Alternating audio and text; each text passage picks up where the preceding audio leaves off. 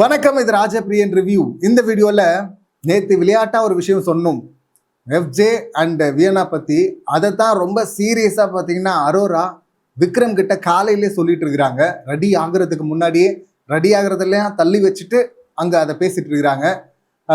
FJ வியனா ரெண்டு பேருமே பார்த்தீங்கன்னா கேரக்டரை விட்டு வந்துடுறாங்க அப்படின்னு இவங்க சொல்ல, குறுக்க வந்த கௌஷிக் மாதிரி பார்த்தீங்கன்னா பிக் பாஸ் வந்து சொல்கிறேன், நீங்களே கேரக்டர் இல்லையே அரோரா அப்படின்லாம் சொல்ல, ஐயோ ட்ரெஸ் மாற்றலையா, நான் மாற்றிடுறேன் பிக் பாஸ் அப்படின்லாம் சொல்லிட்டு விட்ட இடத்துலேருந்தே அதை கண்டினியூ பண்ணுறாங்க. ஏன்னா அது அவ்வளோ இம்பார்ட்டண்ட்டான விஷயம். அது இம்பார்ட்டண்ட், ரொம்ப முக்கியம். அது என்னென்னா எஃப்ஜே ஒரு பக்கம், அந்த பக்கம் வியனா, ரெண்டு பேருமே ரொம்ப பர்பஸாக கேரக்டரை பண்ணுறோம் அப்படின்னு சொல்லிட்டு எல்லாருமே இரிட்டேட் பண்ணிட்டு இருக்கிறாங்க.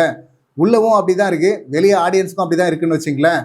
ஸோ இது வந்து சும்மா அவங்க ஒரு ப்ளே பண்ணுறாங்க, அதில் சில விஷயம் பிடிச்சிருக்கு பிடிக்கலங்கிறது வேற. இது பர்பஸாக இரிட்டேட் ஆகுது, இரிட்டேட் பண்ணுற மாதிரியே பண்ணுறாங்களே, என்டர்டெயின்மெண்ட்டே இல்லையே இதில். அப்போ ரெண்டு பேருமே பண்ணுறாங்க, சேர்ந்து பண்ணுறாங்க, தனித்தனியாகவும் பண்ணுறாங்க. இவங்க ஸ்டூடெண்ட் கேரக்டரில் பண்ணுறாங்க, அவர் பார்த்தீங்கன்னா வார்டன் கேரக்டரை விட்டு வெளியே வந்து பேசுகிறாரு. இது எல்லாம் பார்க்கும்போது பர்பஸாக பண்ணுற மாதிரி இருக்குது. இதுக்கு பின்னாடி அவங்களுக்கு ஒரு காரணமும் இருக்குது.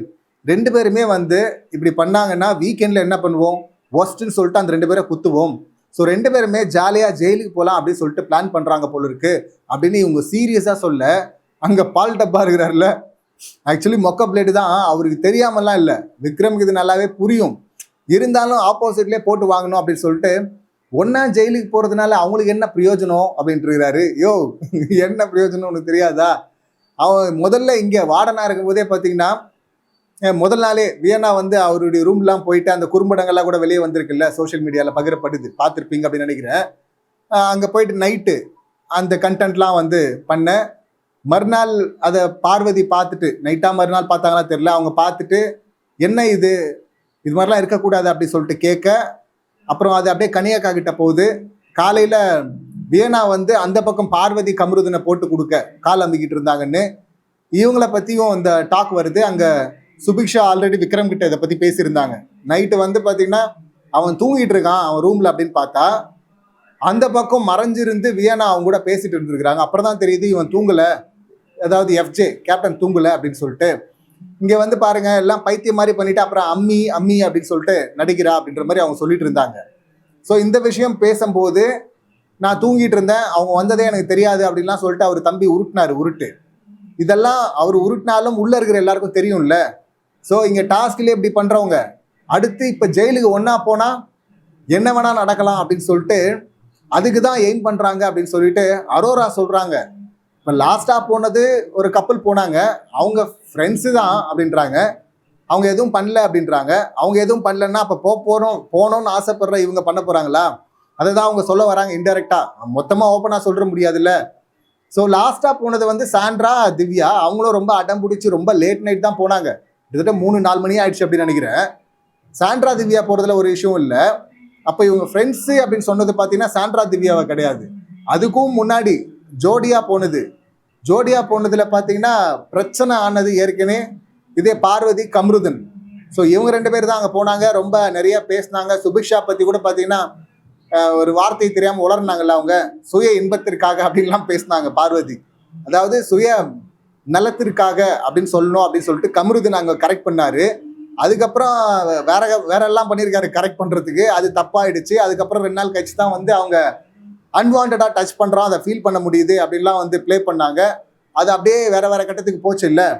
அதுக்கப்புறம் அந்தர் பல்ட்டி அடிச்சு இப்போ லவ்னு சொல்லலாம், ஃப்ரெண்ட்ஷிப் கிடையாது நிச்சயமா, அதுக்கு மேலே க்ரஷ்ஷு, இன்ஃபாக்சுரேஷன் அப்படின்னு சொல்லிட்டு அவங்க என்னென்னவோ உருட்டுறாங்கன்னு வச்சுங்களேன்.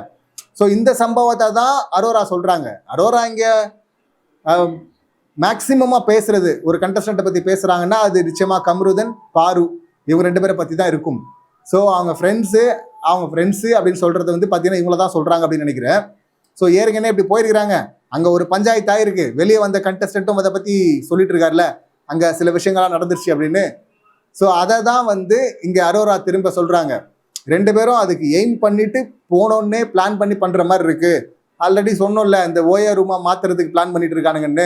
ஏற்கனவே ஒரு கண்டஸ்டன்ட் ஒருத்தர் இருந்தால் அப்படி அந்த ஆள் எக்கச்சக்கமாக வார்த்தையை விட்டுருந்தாரு, எங்கே பிக் பாஸே இழுத்து மூடுவானோ அப்படின்னு சொல்லிட்டு தூக்கி வெளியே போட்டாங்க. இப்போ இந்த ரெண்டு பேரும் சேர்ந்து ஜெயிலை இழுத்து மூட வைக்க பிளான் பண்ணுறாங்க அடுத்த சீசன்ல இருந்து. நிச்சயமா அதை பண்ணுவாங்க. இதுல எஃப்ஜே வந்து கேப்டன் இல்ல. நேத்து நம்ம காமெடியா அதை சொன்னதுக்கு அப்புறமா யோசிக்கும் போது ஆமா இல்ல அவர் கேப்டன் இல்ல, அவர் எப்படி குத்த முடியும் ஒஸ்ட்டுக்கு?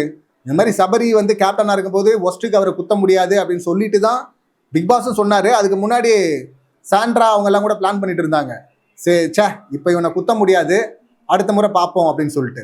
ஸோ அப்படி இருக்கும்போது இப்போ எஃப்ஜே கேப்டனு அவர் எப்படி ஒஸ்ட்டு குத்த முடியும் அப்படின்னா, இது பிக் பாஸ் போட்ட ரூல் தானே. அவர் எப்போ வேணா மாற்றுவார்ல. திடீர்னு ரேங்கிங் டாஸ்க்கை வச்சு அதில் ஒரு 3 பேர் தான் ஜட்ஜ் பண்ணோம், அந்த 3 பேரை இவங்களே தேர்ந்தெடுக்க வச்சு அந்த 3 பேரை ஜட்ஜ் பண்ணி அதில் லாஸ்ட்டாக வந்த 3 பேரை தூக்கிட்டு போய் ஜெயிலில் போட்டார்ல. அங்கே தானே வந்து எஃப்ஜே, திவாகர், பார்வதி ஜெயிலில் இருந்தாங்கல்ல. ஸோ அது எப்போ வேணா இவர் மாற்றுவார், ட்விஸ்ட் அடிப்பார். ஸோ அந்த மாதிரி சுச்சுவேஷன் வந்தால் இப்படி நடக்கலாம். ஆனால் அரோரா அந்த பாயிண்ட் யோசிக்கவே இல்லை. கேப்டனை வந்து நாமினேட் பண்ண முடியாது ஒஸ்ட்டுக்கு அப்படின்னு சொல்லிட்டு. அரோரா அப்பப்போ புத்திசாலியாக பேசுவாங்க. ஆனால் அவங்களே யோசிக்கல அப்படின்னா எஃப்ஜே வியனா மட்டும் யோசிச்சுட்டு இருப்பாங்களா என்ன? அவங்களும் கூட தான் யோசிச்சிருக்கலாம்ல. இந்த மாதிரி கேப்டனை குத்த முடியாது அப்படிங்கிறத மறந்து 2 பேரும் பிளான் பண்ணி போவோம் ஜெயிலுக்குள்ள. இங்கே இருந்தால் தானே வந்து மற்றவங்கெல்லாம் வந்து டிஸ்டர்ப் பண்ணுறாங்க, அங்கே டிஸ்டர்ப் இல்லாமல் அங்கே நம்ம வந்து நைட்டு ஃபுல்லாக அங்கே பேசலாம் அப்படின்னு சொல்லிட்டு இன்னும் சில பல அதெல்லாம் பண்ணக்கூடிய வாய்ப்பு இருக்குது. அப்படிங்கிறதுனால தான் அரோரா அங்கே போய் சொல்கிறாங்க அது அவங்களுடைய பிளானாக இருக்கக்கூடும் அப்படின்னு சொல்லிட்டு. இதில் அரோரா சேர்த்து சொல்கிறாங்க, நான் வில்லத்தனமாக யோசிச்சேன்னா அப்படி தான் பண்ணுவேன் அப்படின்றாங்க. ஸோ இவங்களும் பிடிச்சிட்டாங்க. இதில் அரோரா பலூனக்கா வந்து எந்த மாதிரி அப்படின்லாம் இங்கே பார்க்க தேவையில்லை. இங்கே ஆப்வியஸாக தெரியுது இல்லைங்க. அதனால தாங்க வந்து நேற்று சபரி, விக்கல்ஸ், விக்ரம், சுபிக்ஷா, ரம்யா, சாண்ட்ரா, பிரஜன் எல்லாரும் போகிறாங்க. போயிட்டு கேட்குறாங்க, இந்த மாதிரி வார்டன் ஸ்டூடெண்ட் ஒன்றா உட்காந்து தனியாக பேசுறது நல்லா இல்லை அப்படின்னு சொல்லிட்டு. அங்கே சபரி வந்து பூசின மாதிரி தான் பேசினாரு. நீ வந்து சும்மா தான் பேசுகிற, ஜாலியாக தான் பேசுகிற, கண்டென்ட்டுக்காக தான் பேசுகிற, ஆனால் வெளியில் தப்பாக போக வாய்ப்பு இருக்குல்ல அப்படின்னு சொல்லிட்டு அவர் பூசி முழுகினாரு. ஆனால் இந்த பக்கம் அது வந்து நாங்கள் அட்வைஸ் தான் கேட்டுட்டு இருக்கோம் அப்படின்னு சொல்லிட்டு அவங்க முழுகினாங்க. யார் இந்த வியனாவும் எஃப்ஜேவும் உருட்டினாங்க. ஆனால் இந்த பக்கம் விக்கல்ஸ் பார்த்தீங்கன்னா ரொம்ப ஸ்ட்ரைட்டாகவே கேட்டார். இங்கே வந்து இதை மாடு மாதிரி, எருமை மாடு மாதிரி வளர்ந்துருக்கு, அறிவு இல்லையா? அது அவங்களுக்கு தெரியாதா எது தப்பு எது ரைட்டுன்னு? அதை விட்டு நீங்கள் என்ன அட்வைஸ் பண்ண வேண்டியிருக்கு அவங்களுக்கு அப்படின்லாம், நீயே இன்னும் வளரல அப்படின்லாம் சொல்லிட்டு எஃப்ஜேவை கலாச்சிட்டு இருந்தா அப்படி. ஸோ அப்படி அப்பட்டமாக, அதாவது அவர் சொன்னது என்னன்னா, நீங்கள் வந்து கார்டியன் சொல்கிறீங்க, கேரக்டரில் பண்ணுறன்றீங்க, நீங்கள் எப்படி பார்த்தாலும் ஒரு லேயர் வந்து வேற மாதிரி தான் இருக்குது, தப்பாக தான் இருக்குது, ரொம்ப அப்பட்டமாக தெரியுது அப்படின்ட்டாங்க. ஸோ அது ஆல்ரெடி சொன்னாங்க. அப்புறம் சுபிக்ஷா ஆல்ரெடி சொல்லியிருக்கிறாங்க இவங்க 2 பேரும் தனியாக நைட் அங்கே பேசிட்டு இருந்தாங்கன்னு. அது ஒரு தனி இஷ்யூ ஆச்சு. கனியும் வந்து அதை பற்றி கேட்டாங்க. ஸோ எல்லாருக்குமே இது தெரியும் இவங்க என்ன பண்ணிட்டு இருக்கிறாங்கன்னு. இப்போ நேற்று கூட வந்து சுற்றி வந்தாங்கல்ல அந்த சோஃபாவை, அப்போ கூட வந்து என்ன சொல்லிட்டு இருந்தாங்க, வேணா என்ன பிரின்சிபல் இருக்கிறாங்க, வார்டன் இருக்கிறாங்க, யாரும் நம்மளை எதுவும் கேட்கவே மாட்டுறாங்க ஸ்டாஃப் எல்லாம் அப்படின்னு. நீ பர்பஸாக பண்ணுறீங்க அப்படின்னு தான் தெரியுது அவங்களுக்கு. அப்புறம் எப்படி கேட்பாங்க? இந்த கண்டென்ட்டை பேசிக்கிட்டேவா இருப்பாங்க உள்ளே இருக்கிறவங்க. ஸோ அதனால அவங்க பிடிச்சிட்டாங்க. இதுங்க வேற ஏதோ பண்ண பார்க்குது, ஜெயிலை வந்து ரூம் மாதிரி யூஸ் பண்ண பார்க்குது, இது நல்லா இல்லை. ஸோ அதனால அவங்க பிளான் போட்டிருக்கலாம், இல்லாமலும் இருக்கலாம். ஆனால் அவங்களுக்கு பின்னாடி இப்படி ஒரு எய்ம் இருக்குமோ அப்படின்னு சொல்லிட்டு எனக்கு டவுட்டாக இருக்குது அப்படின்னு சொல்லிட்டு அங்கே அரோரா வந்து இந்த உண்மையை போட்டு உடைக்கிறாங்க. உண்மையாகவே அவங்களுடைய அது பிளானாக இருக்க தான் வாய்ப்பு இருக்குது. ஏன்னா அங்கே பண்ணிட்டா வந்து அது பிக் பாஸ் கொடுத்த பனிஷ்மெண்ட்டு அப்படின்னு சொல்லிட்டு மேலோட்டமாக ஒரு கவர் போட்டுக்கலாம்ல. இவன் சும்மாவே என்னென்ன பண்ணுவான்னு சொல்லிட்டு தெரியும், மாதிரியோட பண்ண விஷயங்கள்லாம் தெரியும். இருந்தாலும் அங்கே போய் கண்டென்ட் பண்ணுறதுக்கு இந்த வேணா போகிறாங்க. எல்லாத்தையும் பண்ணிட்டு அம்மி வெளியே துரத்திடுவாங்க, கழுத்தை பிடிச்சி தள்ளுருவாங்க, கொன்றுவாங்க அப்படின்லாம் சீனை போட்டுருக்குறாங்க. ஆனால் திரும்ப அதையே ஓட்டிகிட்டு இருக்கிறாங்க அந்த ரிலேவை. ஸோ அதனால் இப்போ அரோரா வந்து இதை போட்டு உடைச்சிட்டாங்க. இது அரோராக்கு மட்டும் கிடையாது, விக்கல்ஸ்க்கும் அந்த எண்ணம் இருந்திருக்கும், இன்னும் பலருக்கும் அந்த எண்ணம் இருக்கும். இப்போ பிக் பாஸ் கிட்ட தான் இருக்குது. இவர் வந்து எஃப்ஜேவை குத்தலாம் அப்படிங்கிறாரா, இல்லை குத்த முடியாது, அவர் அடுத்த வாரம் கேப்டன்சிக்கு போகிறாருன்னு, குத்தக்கூடாது அப்படின்னு சொல்கிறாரான்னு. அப்படி சொல்லும் போது மற்றவங்களுக்கு எந்த அளவுக்கு ஷாக் இருக்கோ இல்லையோ, எஃப்ஜே வியனாக்கு நிச்சயமா ஷாக் இருக்கும். ரொம்ப ஓவராக போயிட்டு இருக்கிறாங்க. என்ன பண்ணுறாரு பிக் பாஸ் அப்படி சொல்லிட்டு வெயிட் பண்ணி பார்ப்போம். இந்த சம்பவங்களை நீங்கள் எப்படி பார்க்குறீங்க, உங்கள் கருத்துக்கள் என்ன அப்படிங்கிறது கமெண்ட் பண்ணுங்கள். மீண்டும் அடுத்த வீடியோவில் சந்திக்கலாம். நன்றி, வணக்கம்.